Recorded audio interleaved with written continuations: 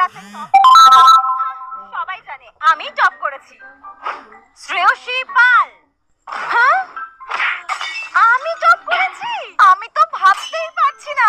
আসো আসো শ্রেয়সী, নাও তোমার রেজাল্ট নাও। ফাইনালি আজকে এই ছোট বাচ্চাটা যখন তার মায়ের সঙ্গে স্কুলে যাচ্ছিল তখন প্রচন্ড গরমে তার অবস্থা অনেক খারাপ হয়ে যায়, যার কারণে তার মা তাকে গরম থেকে বাঁচার জন্য ঠান্ডা পানি খেতে দিয়ে তার মুখের ঘামগুলোকে মুছে দেয়। এই জন্য বাচ্চাটা অনেক খুশি হয়ে তার মায়ের মুখের ঘামগুলোকে মুছে দিয়ে যখনই স্কুলে চলে যায় তখনই সে দেখতে পায় প্রচন্ড গরমের কারণে তার সব বন্ধুদের অবস্থা অনেক খারাপ হয়ে গিয়েছে, কারণ আজকে সূর্যমামা সবার উপর অনেক রেগে আকাশের উপর থেকে সবার উপর অনেক তাপ ঢেলে দিচ্ছিল, যার কারণে প্রচন্ড গরমে ভীমের অবস্থা অনেক খারাপ হয়ে গেলে ভীম সূর্যমামার উপর অনেক রেগে তাকে গালি দিতে শুরু করে দেয়। কিন্তু যখনই গরম থেকে বাঁচার জন্য তার মাথায় একটা আইডিয়া চলে আসলে সে তার সব বন্ধুদেরকে নিয়ে একটা সুইমিং পুল বানানোর সিদ্ধান্ত নেয়। এরপর তারা অনেক বড় একটা সুইমিং পুল কিনে এনে সেটাকে হাওয়া দিয়ে ফুলিয়ে নেয়। তখন ভীম সেটাকে পানি দিয়ে ভরে দিলে সবাই মিলে সেটার মধ্যে নেমে মজা করে গোসল করতে শুরু করে দেয়। কিন্তু তখনই সূর্যমামা তাদেরকে মজা করতে দেখে অনেক রেগে যায়। ঠিক তখনই ভীমের মা সবার জন্য অনেকগুলো আইসক্রিম নিয়ে আসলে